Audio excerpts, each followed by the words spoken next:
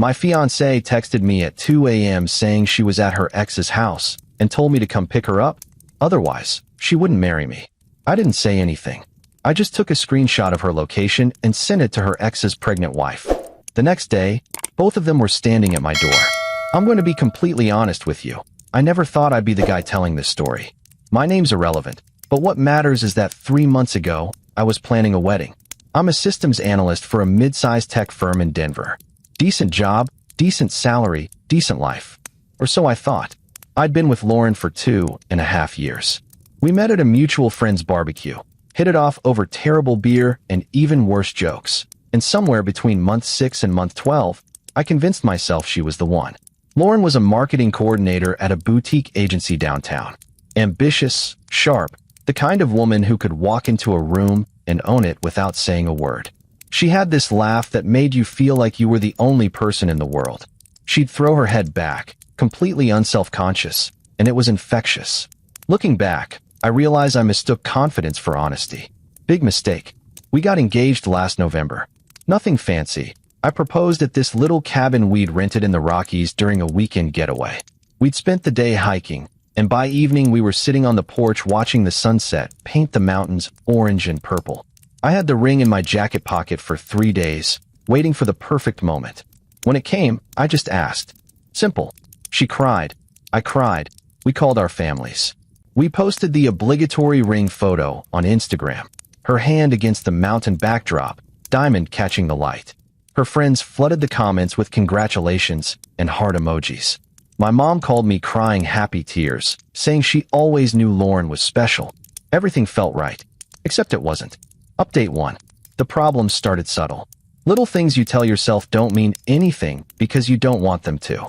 She'd be on her phone more than usual, smiling at texts she wouldn't share. When I'd ask who she was talking to, she'd say just work stuff or Hannah from the office.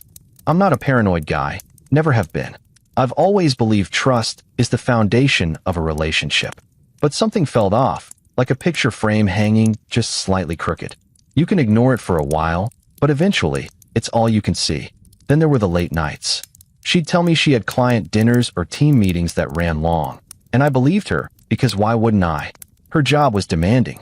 Marketing agencies thrive on chaos and last-minute everything. I'd been to enough of her work events to know the culture.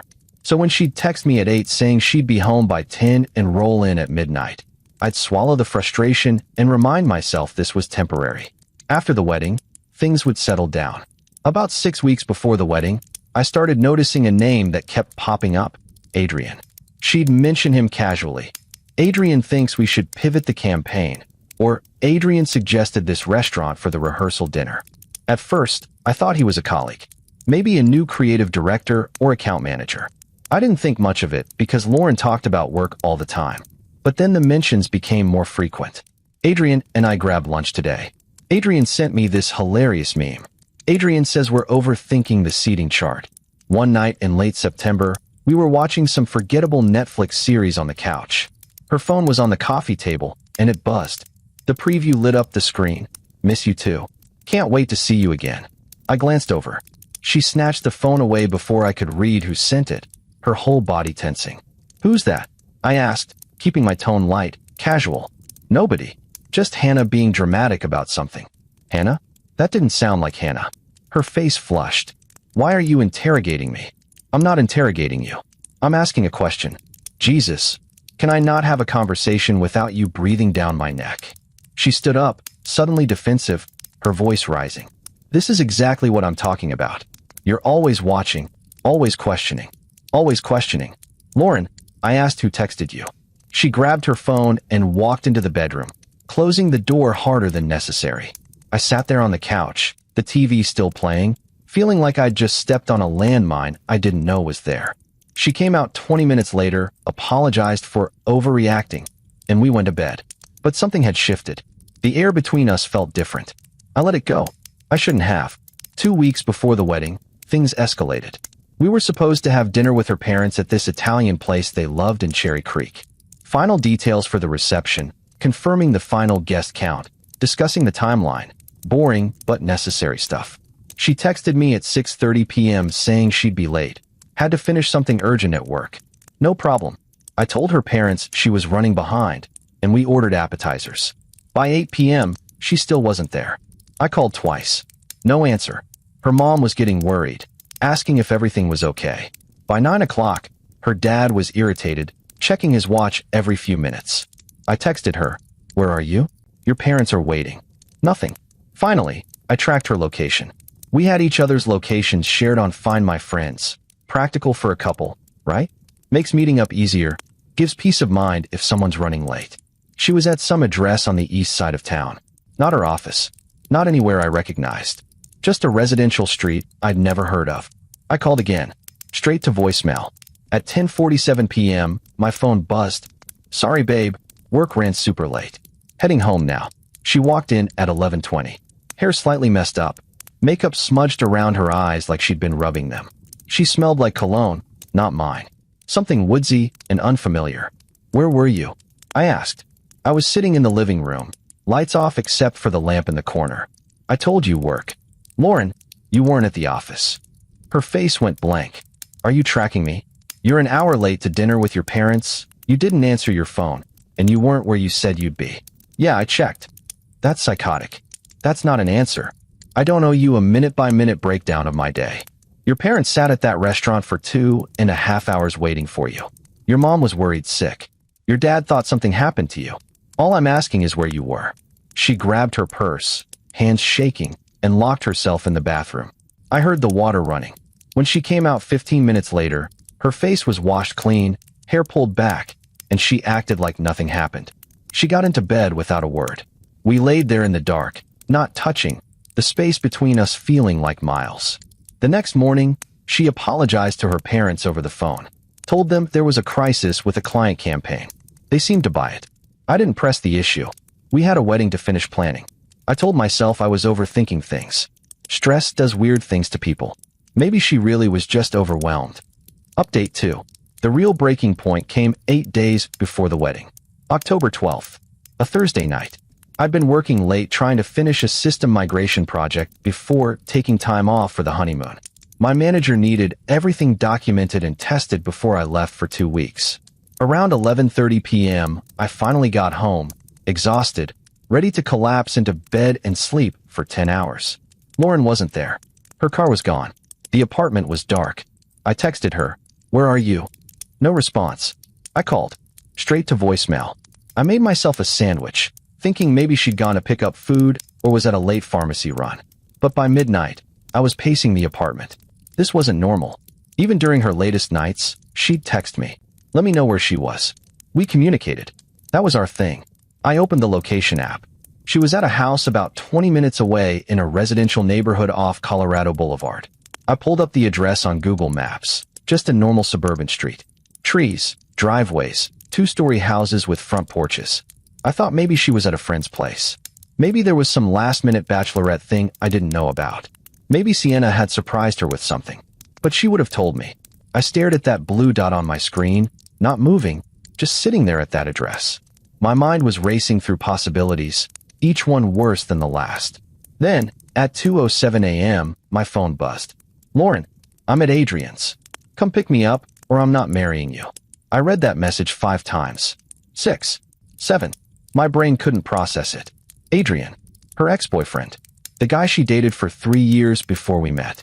The guy she told me about on our 4th date, casually mentioning she had a serious relationship in her mid-20s that didn't work out. The guy she swore she had 0 contact with. The guy she told me was ancient history when I asked if they were still friends. And she was at his house. At 2 in the morning. 8 days before our wedding. Threatening to call off our marriage if I didn't come pick her up. What the hell was I supposed to do with that? Part of me wanted to get in the car immediately. Drive over there. Drag her out. Demand answers. The other part, the part that was quickly taking over, felt cold. Detached. Like I was watching this happen to someone else. I didn't respond. I sat on the couch in the dark, phone in my hand, staring at that message. Then I opened her location again. Still there. Blue dot, not moving. I took a screenshot, pinned location, timestamp, the little 2:07 a.m. in the corner, everything. Then I did something I'm still not sure was the right move, but in that moment, it felt like the only move that made sense. I found Adrian's Instagram. Took me about 2 minutes of searching through Lauren's tagged photos. His profile was public. Recent post from 3 days ago. A photo of him and his very pregnant wife, Camila, standing in a newly painted nursery. Soft yellow walls, white crib, stuffed animals on shelves. Caption: 3 weeks until we meet you, little one. Can't wait to be a dad. Redheart@Cami.Torres. I clicked on Camila's profile. Also public. Photos of her baby bump, maternity shoots, cravings jokes, pregnancy updates. She looked happy, glowing, excited. I sent her a DM. No explanation. No context. Just the screenshot of Lauren's location at Adrian's house with the timestamp, 2:07 a.m. Then I turned off my phone and went to bed. I didn't sleep. I just laid there staring at the ceiling, listening to every car that drove past, wondering if one of them was Lauren coming home. None of them were. Update 3. I woke up the next morning to 73 notifications. Texts, calls, voicemails. Most from Lauren. A few from numbers I didn't recognize. 1 from Sienna. 2 from Lauren's mom. I ignored all of them, made coffee, and sat on the couch staring at nothing. The TV was off. The apartment was silent. I felt numb. My phone kept buzzing. I finally turned it face down on the coffee table. Around 9:30 a.m., someone knocked on the door. Hard. Angry knocking. The kind that makes your neighbors peek through their windows. I opened it. Lauren and Adrian were standing there. Both looked like they'd been through hell. Lauren's eyes were red and swollen. Mascara streaked down her cheeks. She was wearing the same clothes from the night before, jeans, and the oversized burgundy sweater I'd bought her last Christmas. Adrian looked pale, like he might throw up. He had dark circles under his eyes, and his hair was a mess. What the hell did you do? Lauren's voice was shaking, but I couldn't tell if it was from anger or fear or exhaustion. Good morning to you too, I said, leaning against the doorframe. You sent that screenshot to Camila? Yep. Are you insane? Do you have any idea what you've done? I looked at Adrian. He wouldn't meet my eyes, just stared at the ground like a kid caught doing something he knew was wrong. What I've done, I said slowly, letting each word hang in the air. Lauren, you were at your ex-boyfriend's house at 2 in the morning a week before our wedding and threatened to call it off if I didn't come get you. What exactly did you expect me to do? It's not what you think, Adrian said quietly. Then enlighten me. Lauren cut him off, her voice rising. It doesn't matter. You ruined his life. Camila kicked him out. She's filing for divorce. She's 8 months pregnant, and you just destroyed their family. I laughed. Actually laughed. It came out harsh and bitter. I destroyed their family? I sent a screenshot. Lauren, I didn't make you go over there. I didn't make you stay until 2 in the morning. I didn't make you text me that insane ultimatum. That was all you. Nothing happened, she screamed. A neighbor's door opened down the hall. We were just talking. At 2 a.m.? For 4 hours? Talking about what? She didn't answer. Just stood there, tears streaming down her face, arms crossed over her chest. Adrian finally spoke, his voice tired. Look, man, I'm sorry. This got out of hand. Lauren showed up at my place around 10. She was upset about the wedding, about you guys, about everything. We talked. It got late. I should have driven her home. I didn't. That's on me. But nothing physical happened. We just talked. Why was she upset about us? Silence. The hallway felt like it was closing in. Why, Lauren? She looked at the ground, her voice barely a whisper. Because I wasn't sure anymore. The words hit like a freight train. My chest tightened. You weren't sure about marrying me, so you went to your ex's house? At 10 at night? 8 days before the wedding. He's the only one who understands. Understands what? Everything. Her voice cracked. You don't get it. You don't get me. You never have. Adrian does. He always has. He knows me in a way you never will. That stung. More than I expected. Then why'd you leave him? If he's so perfect, if he gets you so well, why aren't you with him? More silence. Adrian cleared his throat. We broke up because I cheated on her. With Camila. And there it was. The missing piece. So let me get this straight, I said, looking between them. You cheated on Lauren with Camila. Lauren was devastated. You married Camila. Got her pregnant. And now Lauren's coming to you for emotional support about marrying me because you understand her? Do you hear how insane that sounds? It's complicated, Lauren said weakly. No, it's not. It's actually pretty simple. I stepped back into my apartment. We're done. Wedding's off. Get your stuff out of here by this weekend. Wait, Lauren reached for me. No, I'm done. Whatever this is, whatever you two have going on, figure it out on your own time. I'm out. I closed the door, locked it, and walked away while they knocked and called my name for another 5 minutes before finally leaving. Final update. The next 72 hours were a blur. Lauren moved out that weekend. She stayed with her sister in Lakewood. Adrian went back to his place after Camila let him get his things, but she wouldn't let him stay. He ended up at his brother's apartment in Aurora. The wedding was obviously off. I had to call the venue. They kept half the deposit. Called the caterer, lost another $1,000.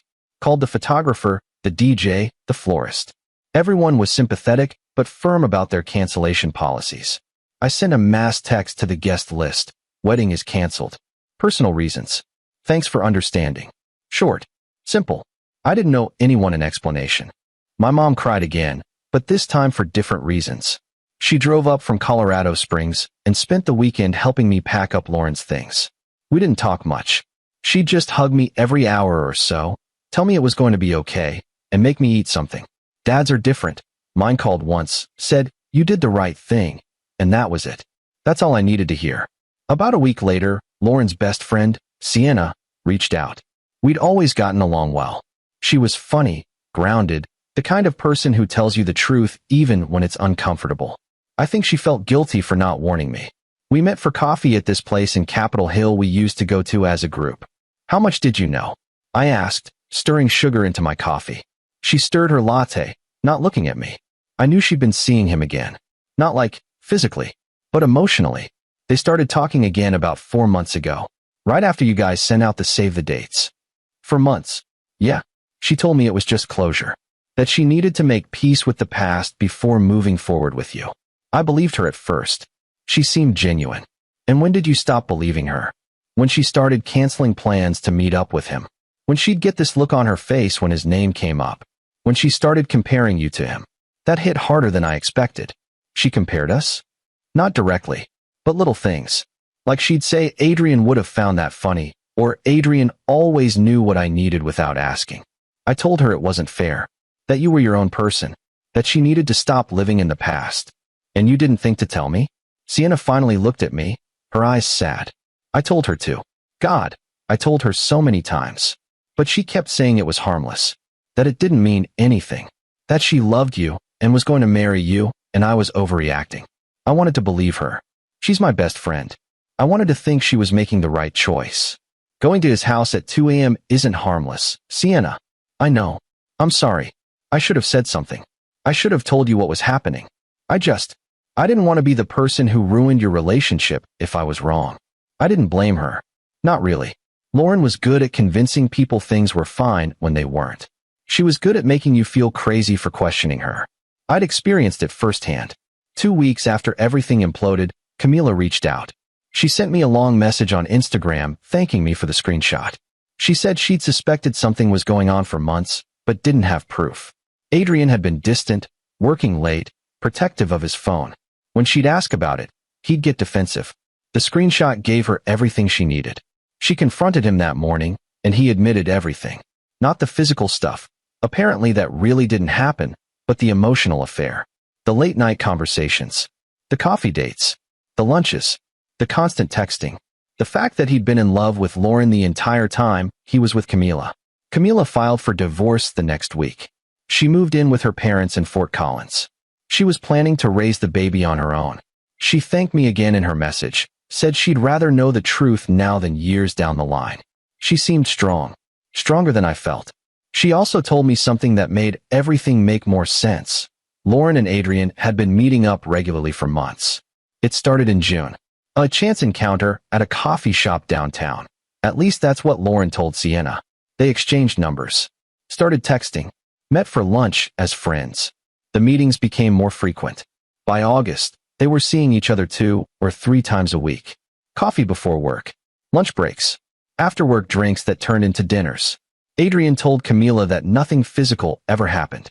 No kissing. No sex. Just talking. Reconnecting. Falling back in love emotionally while pretending it was innocent. Camila said he cried when he admitted it. Said he never meant to hurt anyone. Said he was confused. As for Lauren and Adrian, last I heard, they're not together. Turns out the fantasy of rekindling an old flame doesn't hold up when real consequences hit.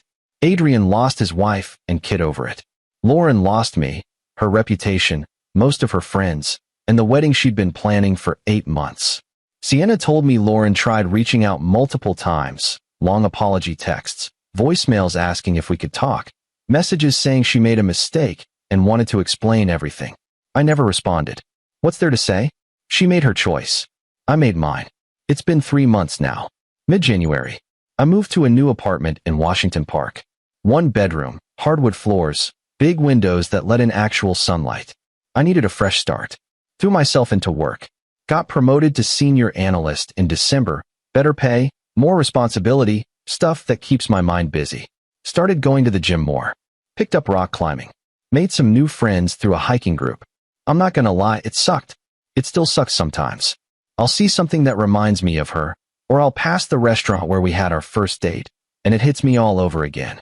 This feeling in my chest like something's missing. I'll think about the cabin in the Rockies, the way she looked when I proposed, how happy we seemed. Then I remember the lies, the late nights, the texts, Adrian, and the feeling passes. My friends ask if I regret sending that screenshot, if I think I should have handled it differently, maybe confronted her first, maybe given her a chance to explain before blowing everything up. Honestly, I don't know. Part of me wonders what would have happened if I'd driven over there that night. If I'd walked in and demanded answers. Maybe things would be different. Maybe we would have worked it out. Probably not. She was already gone by then. Had been for months. But I don't regret sending that screenshot. Some people called me petty. Some said I was vindictive. That I should have been the bigger person. My cousin said I weaponized information, and that makes me just as bad as Lauren. Maybe they're right. Maybe I am petty. Maybe it was vindictive. But in that moment, sitting in my apartment at 2 a.m., staring at that message, come pick me up, or I'm not marrying you. I didn't want to fight. I didn't want to beg. I didn't want to be the guy who shows up and pleads for his fiancée to come home from her ex-boyfriend's house a week before the wedding. I just wanted the truth to be out there. For everyone to see what was really happening. Not just me sitting alone in the dark wondering if I was crazy. And now it is. Edit 1. Couple people asked what happened to the ring. Returned it. Got about 60% of what I paid back. Used that money for the new apartment's security deposit. Edit 2. Yes, I blocked Lauren on everything. Phone, social media, email. I don't need closure. I don't need her explanation. Some doors you close and lock for a reason. Edit 3. Someone asked if I'd ever take her back if she really apologized and proved she changed. Absolutely not. Trust isn't something you can just rebuild after this. She didn't make one mistake. She made 100 small choices over months that led to that night. Each one was a betrayal. You don't come back from that.